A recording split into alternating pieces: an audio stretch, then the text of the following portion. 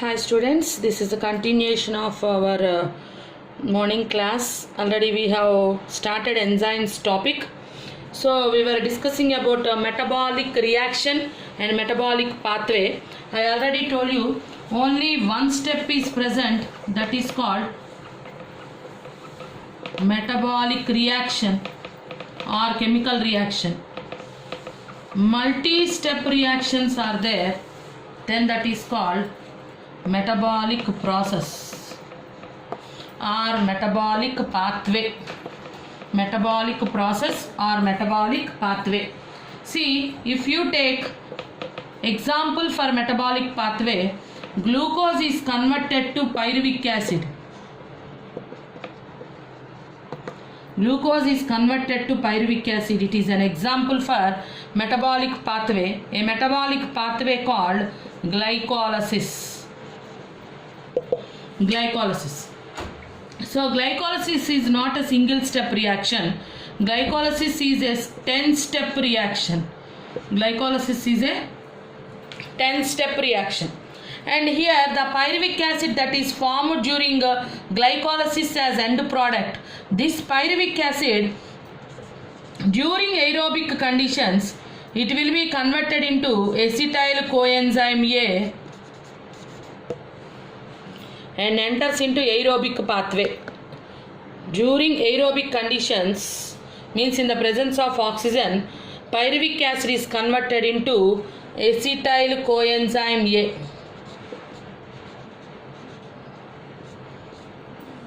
And it enters the aerobic pathway. In our skeletal muscles also, this pyruvic acid means under anaerobic conditions. Under anaerobic conditions in our skeletal muscles, under anaerobic conditions, the pyruvic acid is converted into lactic acid. So under aerobic conditions in our skeletal muscles, the pyruvic acid will be converted into acetyl coenzyme A. In anywhere under aerobic conditions, the pyruvic acid will be converted into acetyl coenzyme A and follows the aerobic pathway. Under anaerobic conditions in our skeletal muscles, for example, the pyruvic acid will be converted into lactic acid. That is called lactic acid fermentation. That is called lactic acid fermentation. Same pyruvic acid in yeast, it will be converted into, pyruvic acid will be converted into in yeast, it will be converted into ethyl alcohol. This is called alcoholic fermentation. So see, clearly I will explain. The pyruvic acid, which is end product of glycolysis, a metabolic pathway in respiration, this pyruvic acid will be converted into acetyl coenzyme A in aerobic conditions. And same pyruvic acid will be converted into lactic acid in anaerobic conditions in our skeletal muscles, means in absence of oxygen. And same pyruvic acid will be converted into ethyl alcohol in yeast during alcoholic fermentation. So the same pyruvic acid can convert into different products.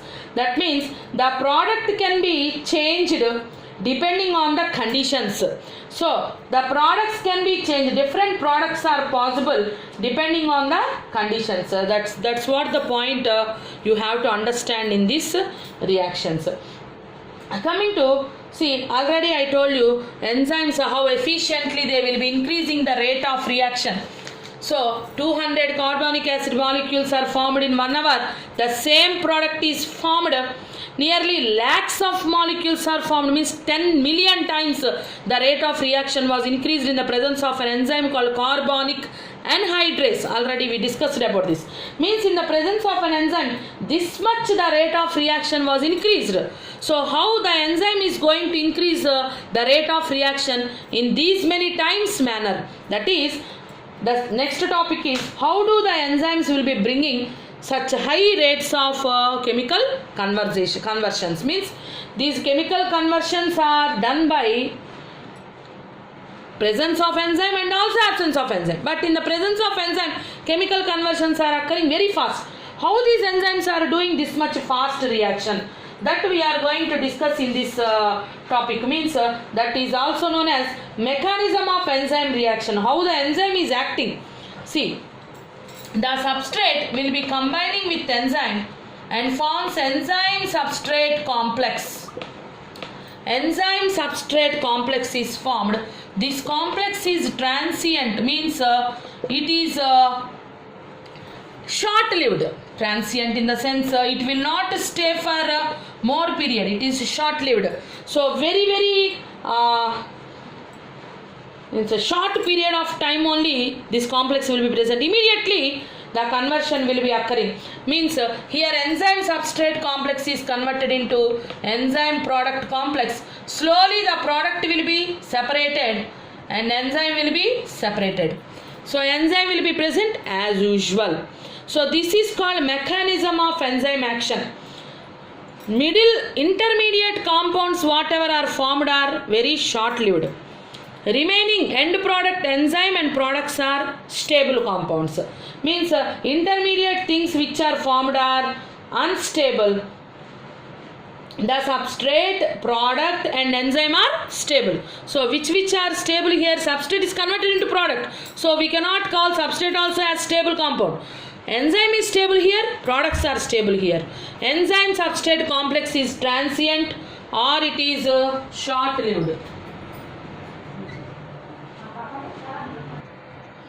See, for our understanding sake, the mechanism of enzyme action or what the enzyme is doing to increase the rate of reaction.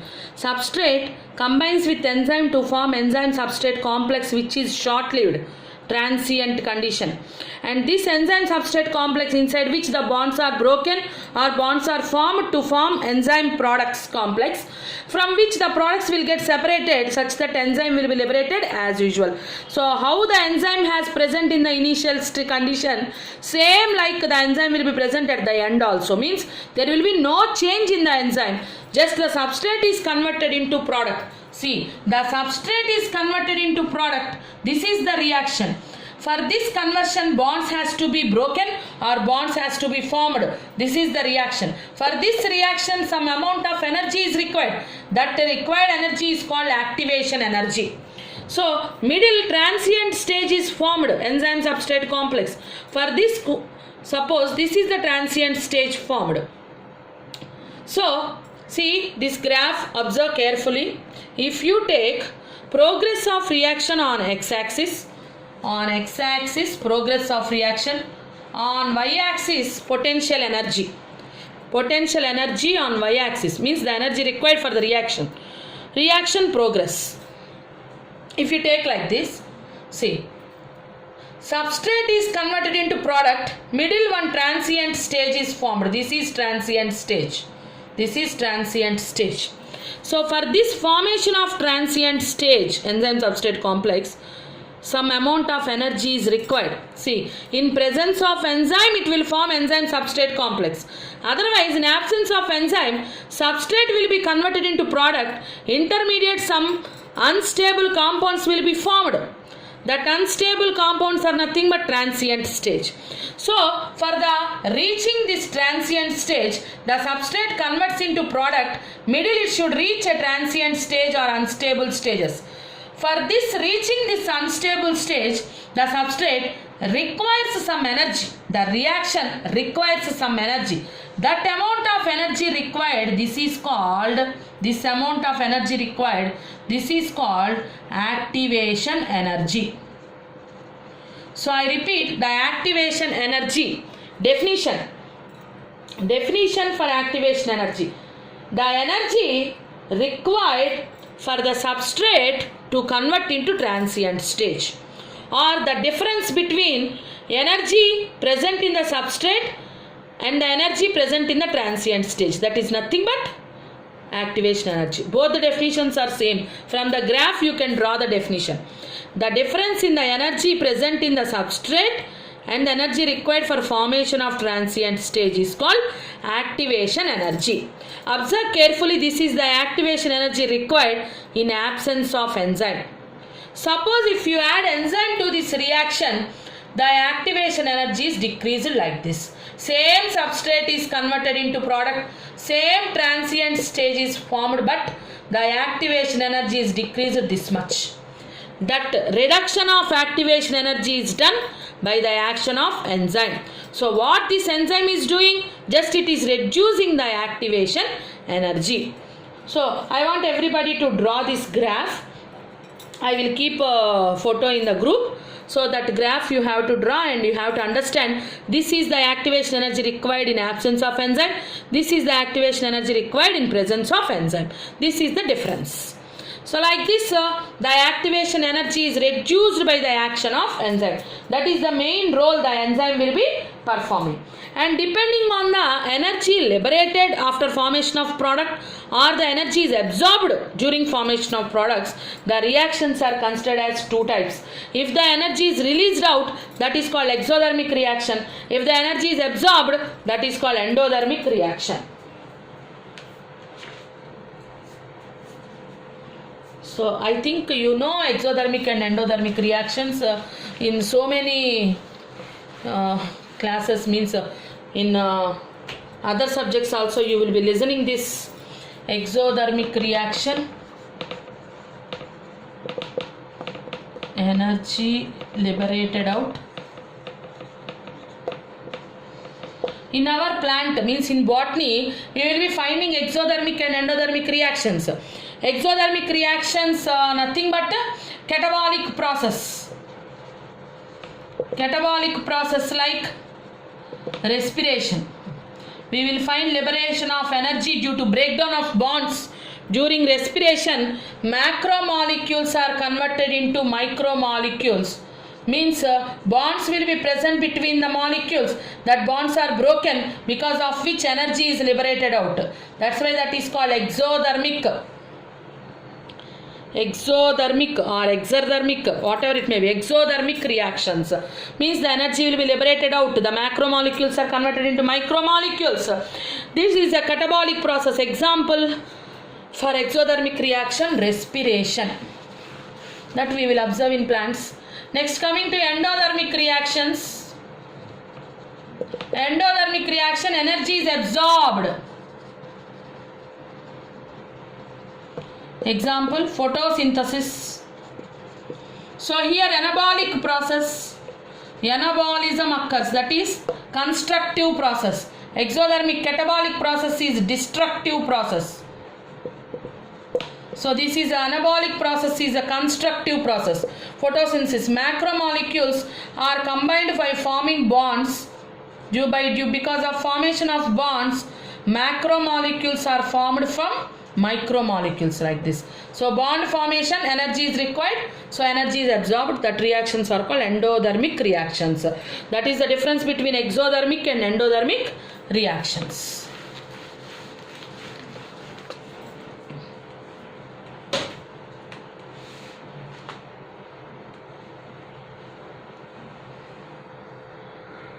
So still more clearly to explain what the enzyme is doing, actually what the enzyme will be performing the action such that the rate of reaction will be increased.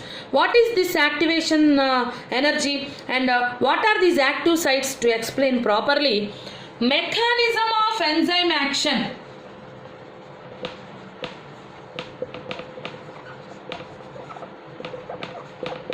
Was explained clearly by two scientists. Actually, two theories were put forward. Induced fit theory was proposed by Koshland. So it was explained by induced fit hypothesis, or induced fit theory was proposed by Koshland. Most widely accepted theory is lock and key hypothesis. Lock and key hypothesis was proposed by Emil Fischer. Emil Fischer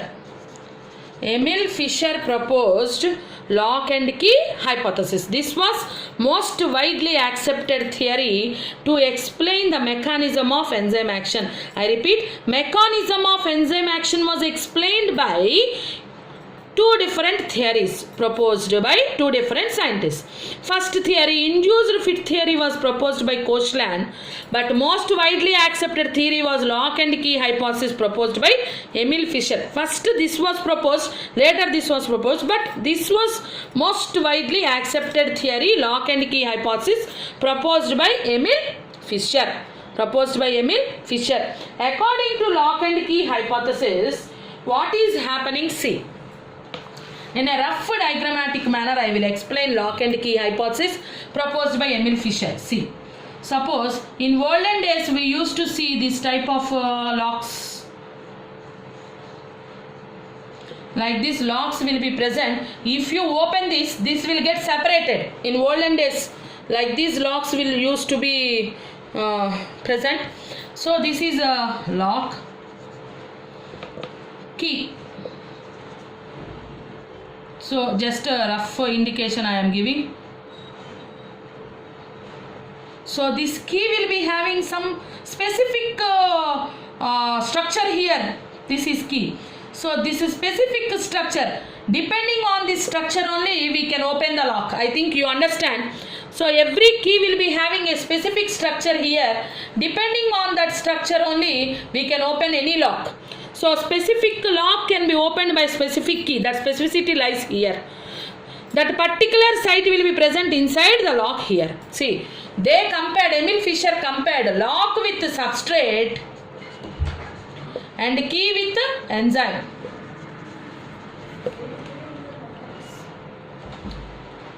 Daddy, 10 minutes కూర్చో.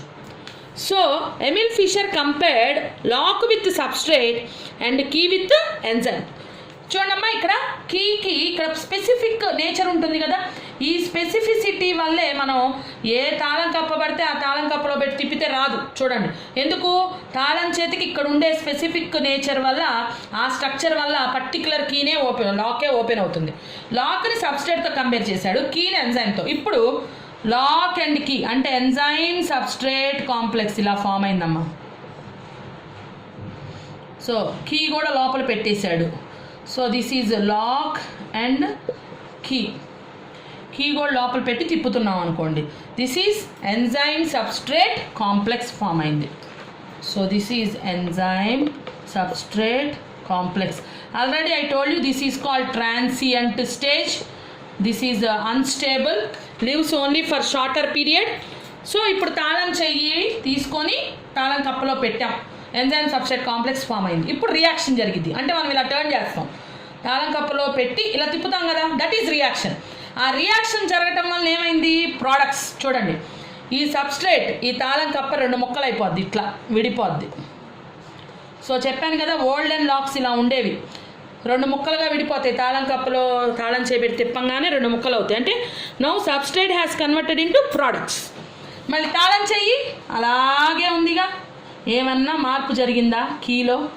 Key ఏమీ మార్పు జరగల, key అలాగే ఉంది. అంటే enzyme అలాగే ఉంది, substrate మాత్రం రెండు ముక్కలు అంటే ప్రోడక్ట్స్గా మారిపోయింది. So these are products and this is enzyme. Enzyme will be present like that only, but the substrate will be converted into products. This is called lock and key hypothesis proposed by Emil Fischer. Emil Fischer proposed this to explain the specific nature present for an enzyme. A particular enzyme can act on a particular substrate. ఏ తాళం చేయబడితే ఆ తాళం చేయబెట్టి దేనిలో తిప్పితే తాళం cup open అవ్వదు కదా. So అలాగా దాన్ని ఆధారంగా తీసుకుని ఎమిల్ ఫిషర్ మనకి ఇది ఎక్స్ప్లెయిన్ చేశాడు. This is called lock and key hypothesis proposed by Emil Fischer. So depending on this steps involved in enzyme action, binding of substrate into active site of enzyme, first one, binding of substrate into active site of enzyme, first one. So first step, binding of enzyme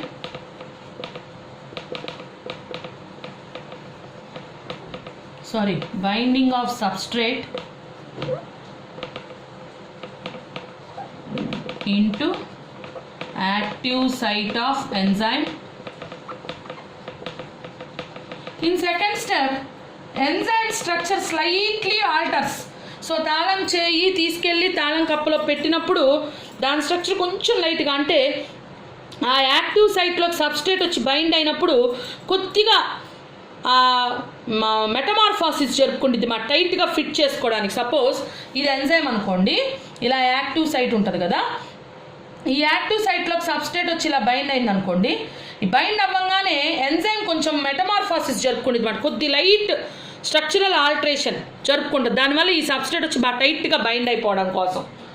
so మనం తాళం చేయి పెట్టంగానే కొద్ది కదిలిస్తాం చూడండి, that is మెటమార్ఫాసిస్. అంటే enzyme structure లైట్గా alter అవుతుంది అన్నమాట. సో సెకండ్ స్టెప్లో ఏమవుతుంది, enzyme shape is slightly altered. Second స్టెప్లో ఎంజైమ్ షేప్ కొద్దిగా మారుతుందమ్మా. థర్డ్ స్టెప్లో bonds are formed or broken. కావాల్సి వస్తే సబ్స్ట్రేట్లో బాండ్స్ ఫామ్ అవుతాయి, లేదా ఒకవేళ సబ్స్ట్రేట్ నుంచి ప్రోడక్ట్ రావడానికి బ్రేక్ అవ్వాలంటే బ్రోక్ అవుతాయి. So bonds are formed or broken, that is the next step. Next fourth one enzyme. ఇక్కడ ఎంజైమ్ సబ్స్ట్రేట్ కాంప్లెక్స్ ఫామ్ అయిందమ్మా. ఇప్పుడు ఎంజైమ్ ప్రోడక్ట్ కాంప్లెక్స్ ఫామ్ అయింది. Enzyme product complex is formed.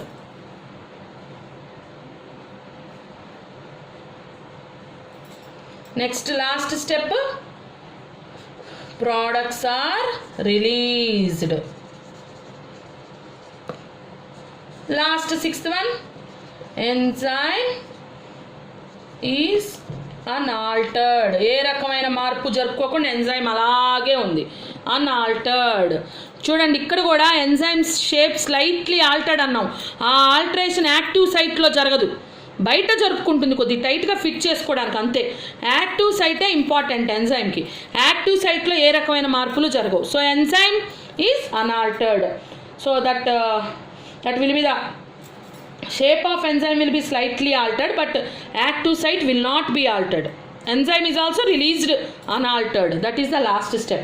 These are the steps involved in mechanism of enzyme action. Coming to factors affecting enzyme activity. Factors affecting enzyme activity.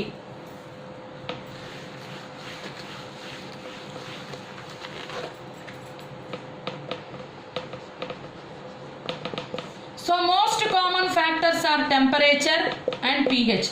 See, optimum pH is favorable for any enzyme activity. In the same manner, optimum temperature is favorable for any enzyme activity. But here, if you increase the temperature, enzyme is protein, so the enzyme gets denatured because the protein structure will be denatured. If you decrease the temperature at very low temperature, the enzymes will become inactive. So that is the only thing you have to remember under factors. Temperature, very high temperature, as the enzymes are proteins, they will become denatured. Enzymes become denatured. But very low temperatures, the enzymes become inactive. Enzymes become inactive. That is the only thing you have to remember మా. చూడండి, దీనికి నేను best example చెప్తాను మీకు. Temperature మరీ ఎక్కువగా ఉందనుకోండి అమ్మా, హై టెంపరేచర్స్ దగ్గర ప్రోటీన్స్ డీనేచర్ అయిపోతాయి, అప్పుడు ఎంజైమ్స్ ఏమీ యాక్ట్ చేయవు. ఇప్పుడు మనం ఏదన్నా వండుకున్నప్పుడు బాగా ఉడకపెట్టుకొని తినండి, బాగా వేడి చేసుకొని తినండి అంటుంటారు కదమ్మా. ఎందుకు అలా వేడి చేయమంటారంటే, ఆ బాయిల్ చేసినప్పుడు ఆ హై టెంపరేచర్స్కి ఏమవుతుందంటే, మనం తీసుకున్న ఫుడ్లో కానివ్వండి, ఏదైనా మనం తాగే వాటర్లో కానీ, ఫుడ్లో కానీ ఏదైనా బ్యాక్టీరియా కానివ్వండి, ఫంగై కానీ ఉన్నాయనుకోండి అమ్మా, ఆ బ్యాక్టీరియాల్లో ఉండే ఎంజైమ్స్ కానివ్వండి, ఆ బ్యాక్టీరియాలు రిలీజ్ చేసే ఎంజైమ్స్ కానీ, ఆ ప్రోటీన్స్ అన్నీ డీనేచర్ అయిపోతాయి.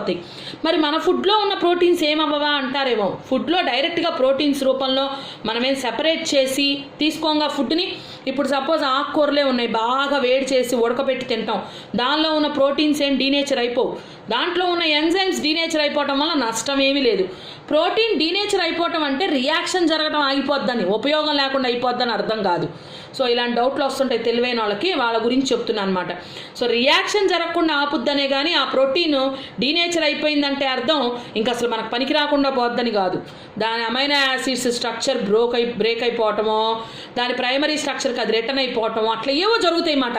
దానివల్ల మనకు నష్టం లేదు, మనం ప్రోటీన్ అయితే తింటాంగా బలమేగా, కానీ రియాక్షన్ జరగకుండా ఆపేసిద్ది అన్నమాట. సపోజ్ మనం ఫుడ్ని బాగా బాయిల్ చేసామమ్మా, బ్యాక్టీరియా రిలీజ్ చేసిన పర్టికులర్ ఎంజైమ్స్ డీనేచర్ అయిపోయినాయి అనుకోండి, అప్పుడు ఆ బ్యాక్టీరియా ఆ ఫుడ్ని డైజెస్ట్ చేసుకోలేదుగా, అంటే ఫుడ్ పాడైపోకుండా మనం హ్యాపీగా ఫుడ్ తినగలుగుతాం అన్నమాట. అదే ఆ ఫుడ్ని బయట కొంచెం 12 hours 14 hours ఉంచామనుకోండి, మళ్ళీ చూడండి చల్లబడిపోగానే మళ్ళీ స్లోగా ఆ బ్యాక్టీరియాలు మళ్ళీ ఎంజైమ్స్ని రిలీజ్ చేస్తాయి, దానివల్ల మళ్ళీ ఫుడ్ పాడైపోయే అవకాశాలు ఉన్నాయి. సో అది హై టెంపరేచర్స్ దగ్గర. అలాగే ఇంకో ఎగ్జాంపుల్ చూడండి, లో టెంపరేచర్ దగ్గర ఎంజైమ్స్ ఇన్యాక్టివ్ అవుతాయి అన్నాను. ఫ్రిడ్జ్లో పెడతాం ఫుడ్ని, బాగా లో టెంపరేచర్ దగ్గర దాచి పెడతాం ఫుడ్ని, అప్పుడు ఏమవుతుంది, ఫుడ్ పాడవచ్చు. చూడండి, లో టెంపరేచర్ దగ్గర ఎంజైమ్స్ అని ఇన్యాక్టివ్ స్టేజ్లోకి వెళ్తాయి కాబట్టి ఆ ఇన్యాక్టివ్ కండిషన్లో అలా ఉండిపోతాయి.